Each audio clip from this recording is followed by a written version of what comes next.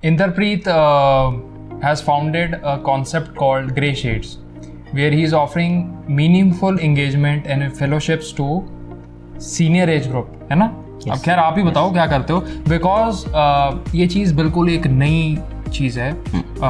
हम लोग कभी कभार अपने काम में इतना बिजी हो जाते हैं कि हम अपना एक जो हमारे पेरेंटल एज ग्रुप है उनकी तरफ हम नहीं ध्यान दे पाते हैं. तो प्लीज़ आप बताएं कि ग्रे शेड्स क्या है. ग्रे शेड्स एक नॉट फॉर प्रॉफिट ऑर्गेनाइजेशन है जो सीनियर सिटीजन की वेलबींग के लिए काम करती है, और हम फोकस ये कर रहे हैं कि जब उनकी रिटायरमेंट के बाद की लाइफ है वो अपने आप को कैसे मीनिंगफुली इंगेज रखें, प्लस वो टाइम एक सेलिब्रेटेड होना चाहिए. By the time you actually feel that you have done your with your responsibilities and now you can live for yourself, and that is the time the society declares you as retired.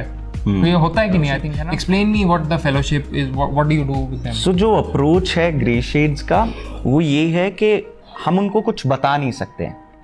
मेरी as के 3 times they are, and उनका life experience work life में मेरी पूरी उम्र से ज़्यादा होगा.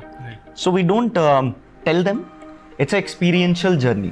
सो जितनी भी इंगेजमेंट होती है उसमें फैसिलिटेट ये होता है कि सबको साथ में लेके आके वो एक स्पेस में एंटर कर सकें जहाँ पे वो खुद को बेहतर तरीके से जान सकें. सो आंसर्स उनके पास हैं.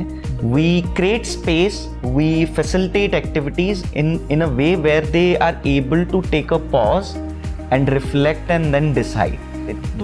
It's a 100-day course, spreads over 6 months, और हर रोज वो एक नई चीज अनफोल्ड करते हैं, उसको समेटते हैं. तो इतने टाइम वो भी लाइक माइंडेड लोगों के साथ रहना, एक फैसिलिटेटेड प्रोसेस के बाद we saw like amazing outcomes उनके साथ. आउटकम्स इन टर्म्स ऑफ उनके कॉन्फिडेंस, इन टर्म्स ऑफ उनकी क्लैरिटी, एक खुद का, जब आप माइंडसेट की बात करते हैं, I guess that's also the attitude which they go head with. It's more of के उनका पर्सपेक्टिव शिफ्ट होना कि एजिंग लाइफ को लेके मेरे पर्सपेक्टिव क्या है.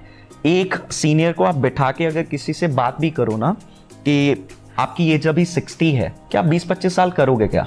वो एक सवाल ही अगर वो बैठ के आपके साथ कॉन्वर्सेशन और ओपन अप होना शुरू हो, आपके लिए भी बहुत एनलाइटनिंग होगा, वो पर्सन के लिए, खुद के लिए भी बहुत एनलाइटनिंग होगा. So this is unfolding. So this not itself is achievement to increase the life, which is lot of struggles and misery, but at the same time, if this increased lifespan comes with quality of life, then it's a achievement.